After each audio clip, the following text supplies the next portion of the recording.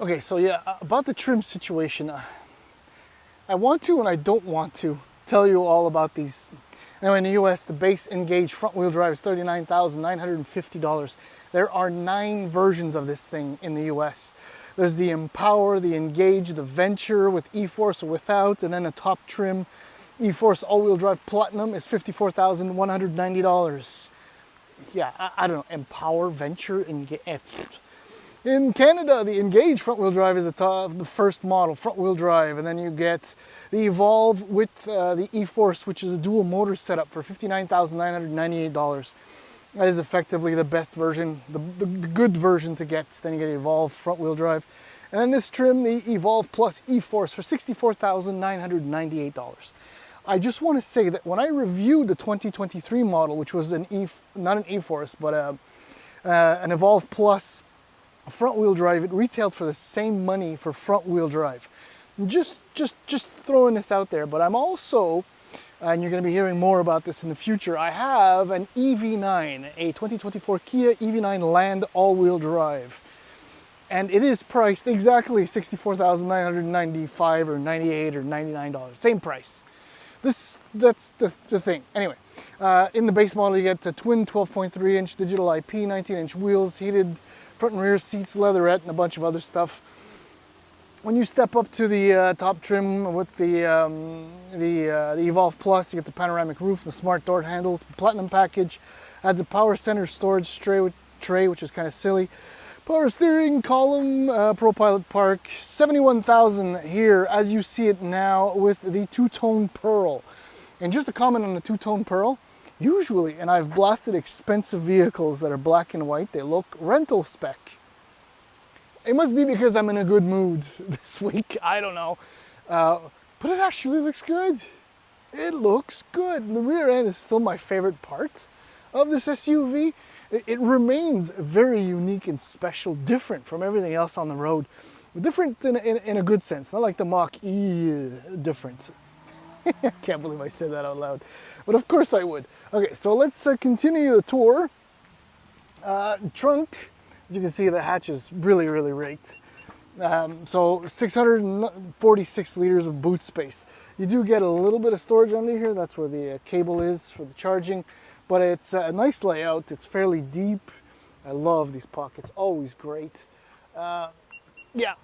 So I actually switched the seats a couple days ago into the EV9, so that's why they're not in here. I thought about it when I got here, but plenty of room back here. I mean, it's like a highway down here. As far as traveling across, the seat backs are very comfy. The seats, I love the suede inserts, and in the door cards too, and the speaker grills. It looks good. It really does, and it's fortunate and unfortunate because I'll show you in a few moments. Again, it looks great. I mean, this is premium. I'll buy it. I believe it. Slap an Infinity badge on this thing and I'll buy it. Well, I won't buy it, but I mean, you know what I mean. Power lumbar support, comfortable seats. All right, so there's a twin 12.3 inch display. It's kind of nice. Let's start it up. Hopefully the audio's not... Okay, see, it looks great. Let's just go right into there, but I don't know. I see a lot of cars, a lot of digital instrument clusters, and a lot of layouts. Ooh, that's a good song. But there's something about the font, the graphics. They're I don't know, and it's the same thing here. It really is the same thing here. I don't know. It's just not... It looks old, dated, or like the expense wasn't put, or the effort was not put here, into this, into not the layout, but just I think you understand what I'm trying to say. Like, for example, the graphics should be crisper, they should be more modern, I don't know. And, you know, in this model, see, button right here, this is the type of thing you really don't need. It really makes absolutely no difference. This is the same thing too. I'm trying to do this through the phone. You know, the power console here. I mean, what's the point? Big deal. It doesn't matter. And this, I mean, it looks great. And I said the same thing last time when I drove it, but just the haptic feel is not great. And yes, it can be adjusted, but I'm really not into it. It's difficult to see. These are terrible too. They're tough to see, to actually focus on while you're driving. I mean, you're up here and you got to look down here to pick your button. I mean, this you'll never pick, but you know, if you want to go into your e-power, so that's important to note, or your drive modes, sport, standard, eco, snow, just so you know the shifter. So that's D. Then it goes into B the second time, reverse, park, easy peasy. But otherwise, I mean, the fit finish is really nice. I mean, again, like the suede on the dashboard, it's gorgeous. Just the way everything looks, it's that was pointless. I don't know. Don't put money there. Put money here. That's where it matters. Here too. Just the way it looks, the layout. Because everything else is really nice. I mean, even the visibility is great despite the size of the pillar and the, well, it's not the mirror cover, but the speaker. You got a nice little opening there. It's comfortable in here. It's really nice. It's premium, but this kind of ruins it. I don't know. Maybe it's just me, but let's go for a ride now. And we're off. What a difference two motors make. And I think, seriously, when I drove the Ariya in the past, it was just boring because it's a 4,600 pound vehicle or something like that being moved by a couple hundred horsepower, and it's just that's what made it so uninspiring and boring. But yes, long live e-Force, because a 389 horsepower and 442 pound-feet of torque, which means that in sport, if you keep your foot in it, you'll actually reach 100 kilometers an hour in 5 seconds. If I'm not mistaken, those are my keys.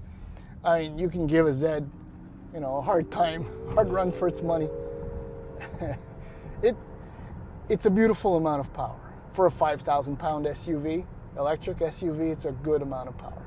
It's kind of a beautiful balance between you think you're being reasonable and efficiency. And speaking of efficiency, 21.1 kilowatt hours per 100 kilometers. Okay.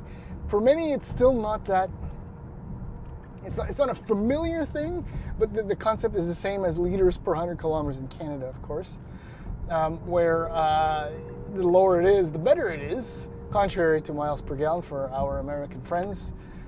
So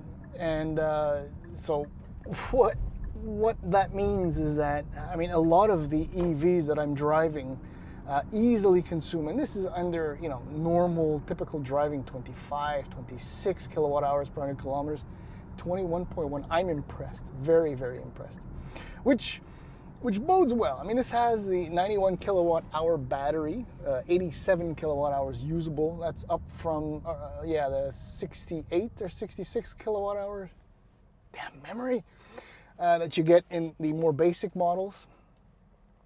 So range, 438 kilometers on a full charge. Now I'm at 68% with 320 indicated. Conditions are obviously really nice. It's been fairly warm-ish earlier in the week. Right now it's actually cool. The AC is still on. But for the most part, in these conditions, I mean, 438 seems absolutely realistic and doable. In the winter, I still think you can expect a 15, 20, maybe even 25% drop. But right now, I mean, it's a lot of fun. But, okay, no, before I say the couple negative things, the ride quality is really, really good. Multi-link rear, independent up front.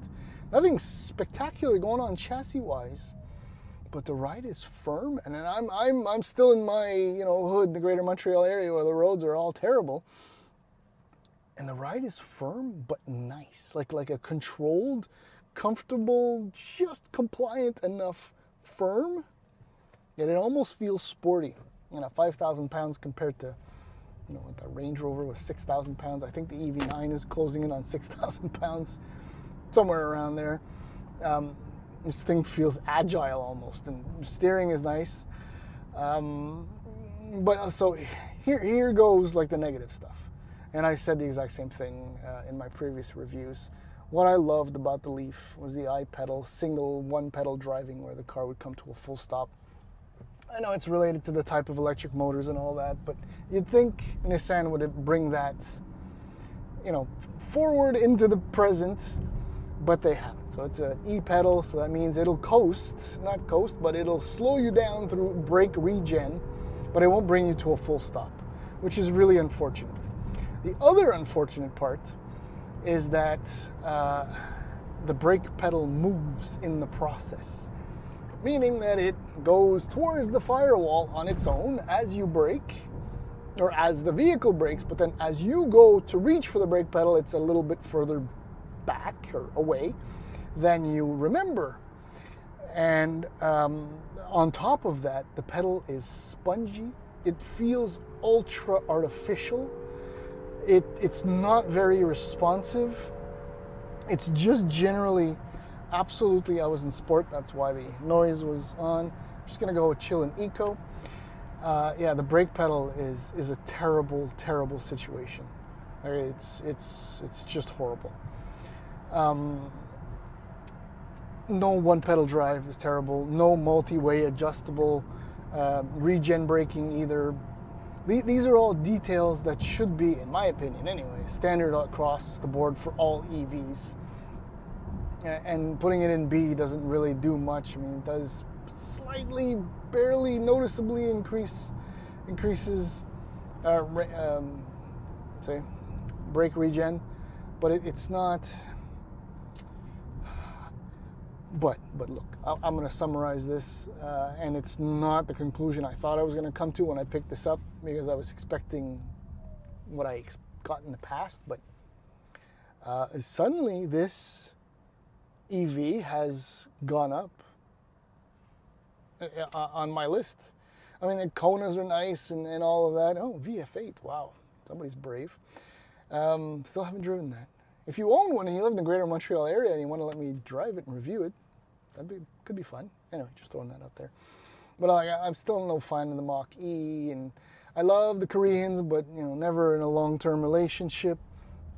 But if I used to leave this EV aside, well, suddenly it's up there for like a 2 or 3 year relationship on a lease alongside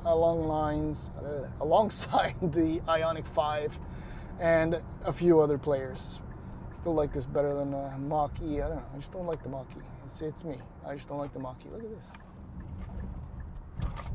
this. Sharp 90 degree. That I don't know what's going on. I don't know what's going on. Look, the ride. It's really, really, and it's quiet, and I really like the Ariya. I did not think I was going to like it. This is better than the BZ4X or a Solterra 2. Far more interesting. Definitely far more interesting.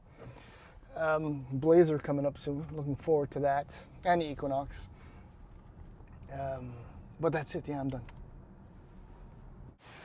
Sometimes it's incredible that just 1 year can make. And I say that because, as you can see in the caption, I am in the presence of a 2024 Nissan Ariya. And just about a year ago, I reviewed said Ariya, not this one. And for the most part, and I had to rewatch, I know it's terrible, I had to rewatch my own videos. I don't know how you guys do it. I mean, how you, the one person right now, do it, but thank you if you can stomach these videos. Because I read a review on Motor Illustrated and I watched part of the video review on YouTube, and my goodness, I tried hard to make the Ariya sound good. And yes, by the way, I'm still upset about the GTI situation. If you haven't seen the video, it's just a few weeks ago from when this will be published. Anyhow, yeah. Because all week all I've been thinking about is what happened last year. In fact, I drove it twice last year. I drove the 2023 model year model twice, once at the launch and once here. And in both instances, I walked away thinking, "Oy, what a boring milquetoast, vanilla, uninspired EV from Nissan, as effectively the automaker that mainstreamed, successfully anyway, the idea of the EV, and their follow-up is this, and I was just bleh. I've been thinking about that all week because this one, I really like it. There's one critical difference between this one and the ones I'll tell you about that, later on, so you'll have to stick around. Yeah, I know that there's an incentive to watch the remainder of this video. But the thing is, with the addition of, I'll tell you, the second motor instead of just a front-wheel drive version, I have now an E-Force all-wheel drive model. Same trim, Platinum, top trim, Evolve Plus. That makes no sense to me. These trims, pricing has been revised, and it suddenly makes sense. But not completely, but still, I'm really, really liking the Ariya this week. And I'd like to share my thoughts on the Ariya with you, if you don't mind. So in the following minutes, I will do the walk around of this 2024 Ariya. And then we're gonna go for a drive. And two motors is always better than one, always.